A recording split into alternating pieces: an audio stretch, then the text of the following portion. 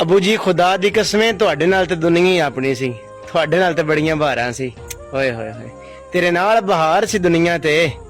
तेरे बाज करार नहीं रहा तू जदन दा घर च टुर गया है हे घर विकार नहीं रहा अब्बा ये घर विकार नहीं रहा ईद के दिन सब अपने बाबा को गले लगाएंगे और हम उनसे मिलने कब्रिस्तान जाएंगे।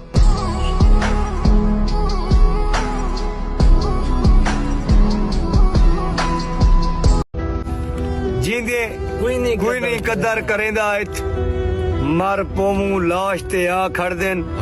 चा कफन मुंह को राज दे देन पीछे रो रो हाल वजा खड़ देन दे मोढ़ा लाश को चावे देन पीछे लाश को खुद दफना खड़ देन थी दफन वे दे मुंह मिट्टी विच पीछे कबर ते पिटका ला खड़ देन और बड़े लोग सियाने सच आ देन